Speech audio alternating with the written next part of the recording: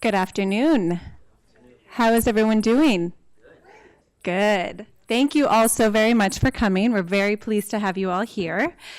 Dr. Peter Coleman is unable to join us today because he is with a family member who's in need of support, but he sends his warm welcome and congratulations to our awardees. I'd like to begin by acknowledging that our ceremony today is being held on the traditional lands of the Lenape people. We pay our respects to those who have stewarded this land throughout the generations and to elders, both past and present. Our beloved elder, Dr. Morton Deutsch, who's here with us today, was a colleague, mentor, and friend who for 97 years inspired those around him to work tirelessly to make the world a better place. Mort was a distinguished theorist and a pioneer in the study of cooperation, conflict resolution, and social justice.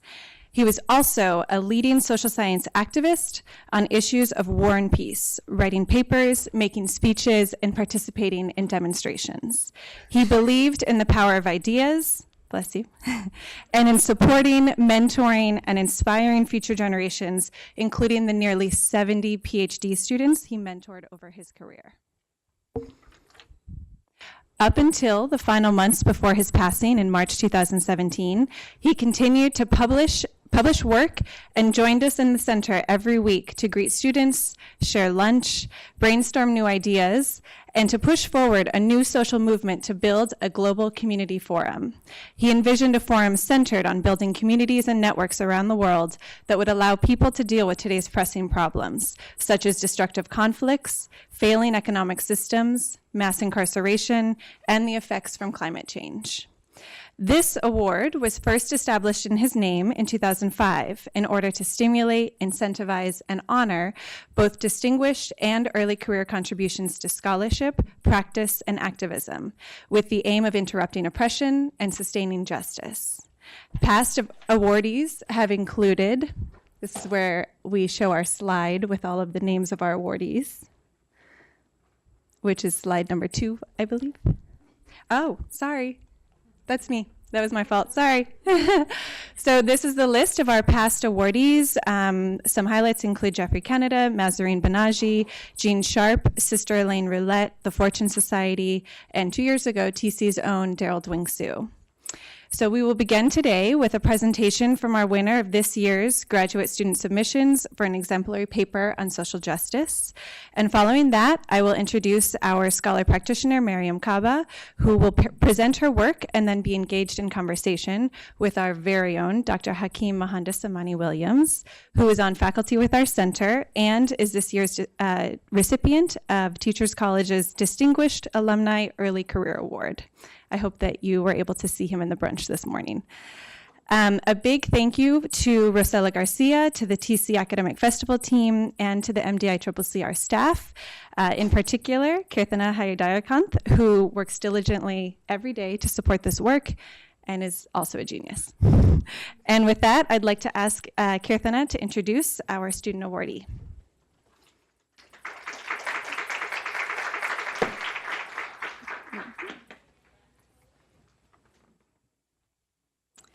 Thank you, Danielle, for that introduction. And hello, everyone. Welcome. I am so pleased to introduce this year's award for Distinguished Graduate Student Paper for Social Justice. So this call for paper was open to all TC and Columbia students. We had papers received from topics that ranged from refugee education in Uganda, Vietnam War narratives, education policy, and mass incarceration to the Flint water crisis. The submissions we received were from a broad range of programs here at TC and Columbia, from SIPA, the Comparative and International Education, Education Policy, the Negotiation and Conflict Resolution Program, and the list goes on. These papers were impressive, they were wide-ranging, engaging, and they were evaluated anonymously on a number of dimensions, including sound analysis of the problem in existing literature, innovative recommendations to the or solutions, and their general contributions to scholarship, practice, and policy. We are so grateful to our judges who dedicated their time to carefully reading and reviewing our papers, including Bridget Reagan, who is on faculty with us at TC as well as SPS, Garnett Russell, who is a professor at the International and Comparative Education Department, and Jenny Besh, who's a lecturer at the Negotiation and Conflict Resolution Program and here with us at TC. We are pleased to continue to honor Morton Deutsch's legacy by drawing more attention to scholarly and practical work in the area of social justice through the celebration of promising work. Ahram Park is a doctoral candidate in the Communication, Media, and Learning Technology Design program at Teachers College, Columbia University. She holds an MA in the International Education Development program, and her interest is in examining the relationship between youth, citizenship, media, and social equality, which has also been fostered through her 6-year collaboration at an alternative to detention after-school program for youth ages 7 to 15 years old. Her dissertation was a participatory ethnographic study that highlighted the multi-consciousness of young people as they strive to live through their demographic identities, their involvement in digital and physical spaces, and their status in the justice system. And now we welcome Ahram Park to provide us an overview of her winning paper.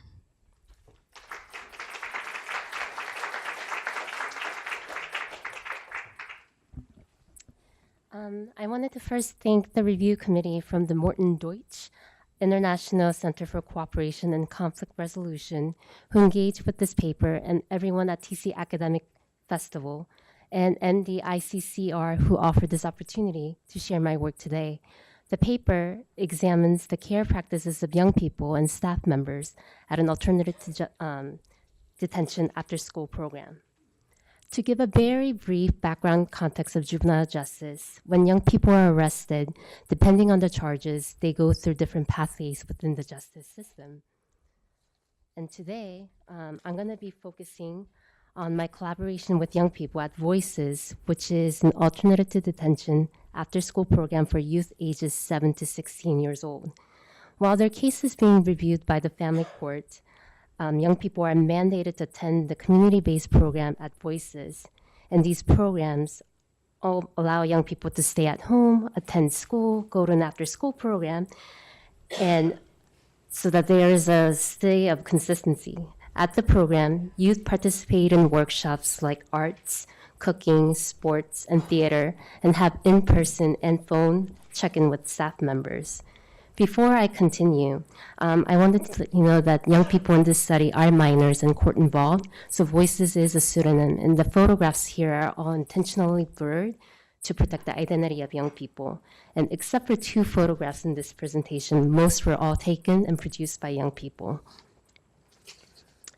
While initially the young people may see Voices as an obligation where they're mandated to attend by the family court judges, many of the young people shared that within few weeks, Voices shift as a place to become a home and a place that they feel secure and a place that they want to come to. They made comments like, "The people here are my family. The place feels like a normal after-school program, and the program should be available for all kids, not just those in the juvenile justice system." And these comments and phrases were repeated over the years. And it was shown by them coming back to Voices even after their case was closed by the family court.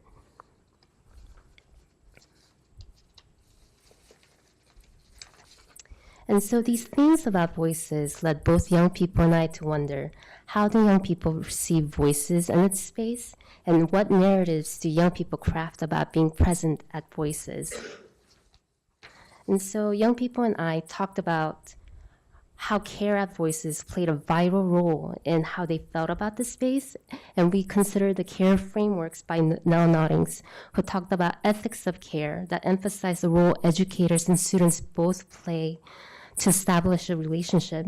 And she wrote that they need to listen and respond as a caring relationship are basis to human existence and consciousness. And then we also consider the care ethics by Silly Ruiz and colleagues who's a professor here at TC, that our care is basic, it explores ideas around culturally relevant care.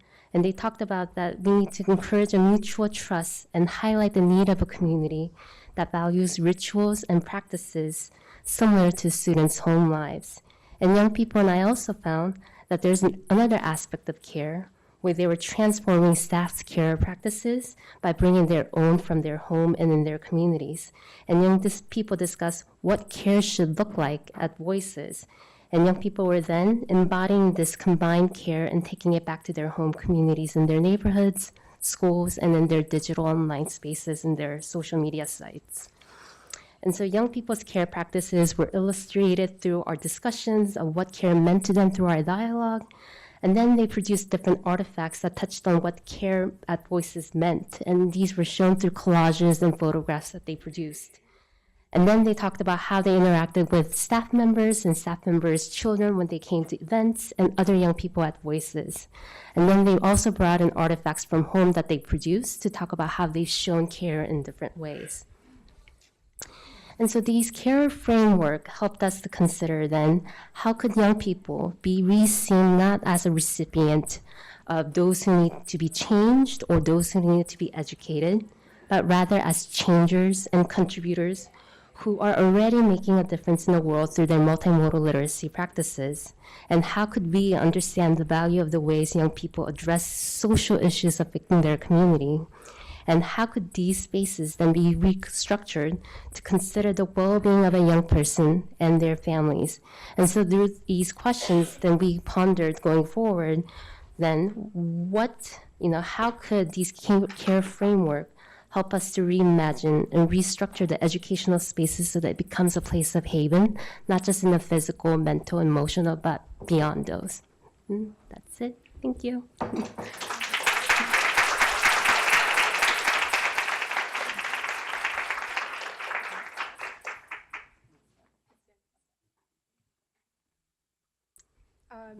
So Ahram, as the winner of our Deutsch Outstanding Paper on Social Justice Award, you will receive a check for $500, and we would also like to present you with this trophy honoring your scholarship and work.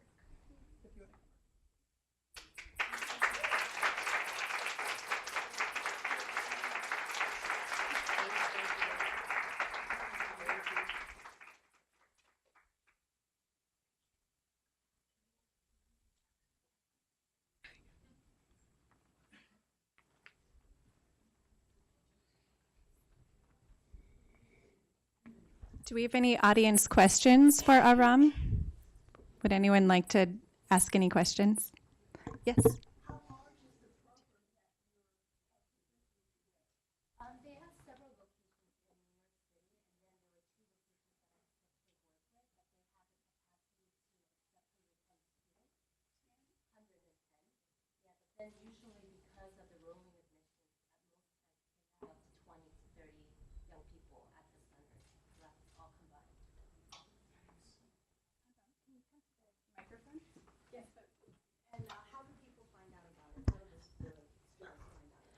So young people are referred to the program by the family court judges. So there are several community-based alternatives here in New York and many other states.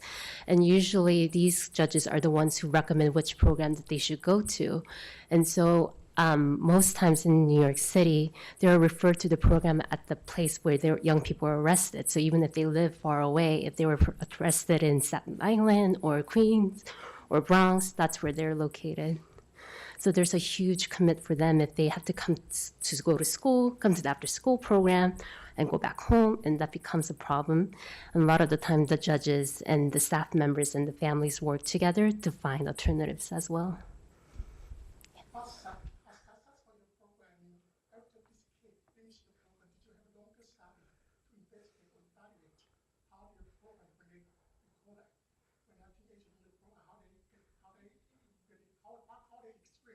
Okay.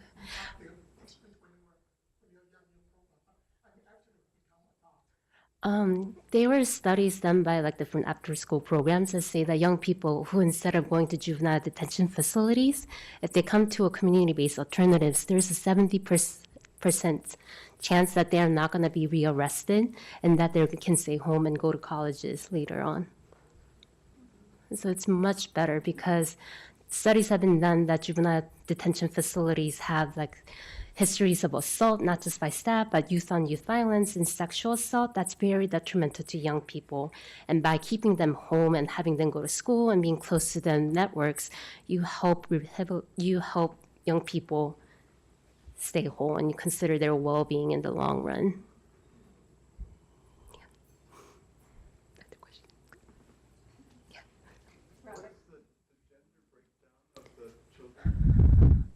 I think it usually differs year to year, but then I mostly work with the majority of young people. So if I have to guess, I would say within voices, it's been usually like 70 male and 30 female population. And their ethnicity varied, but majority of them have been identified as being Black or Latino and Hispanic. Can you talk a little bit about what they do while they're at the program and part of participating in your research? Sure. My role there has been a workshop facilitator. And so like one of the amazing thing about Voices is that it offers activity-based workshops. So they have like arts, theater, sports. And so I did like a qualitative research in media literacy, which meant that I was bringing different equipment so that they could use the camera and they could make movies and they could edit them and then do like, they make their music and art videos. But Voices also have like town style meetings weekly and one-on-one meetings where they ask young people, what do you want to do? What are you interested in? So that they could bring all these activities to young people. So recently they were interested in making a rap video. So they contacted third-party musicians who can help young people produce videos. And we also created a group mural together.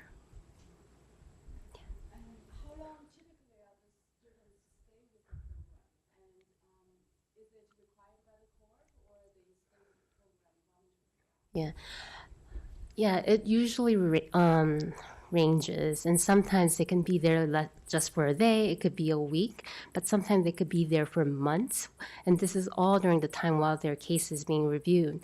But young people were saying that in the beginning they feel that they were obligated to come and they're mandated and they're very angry, but because they care about the staff members and they realize there's such a strong love of care and trust that even after their case is closed and dismissed, they'll still come voluntarily, so that they've been affectionately named as alumni, so they come to help other young people and try to participate in the program as much as they can.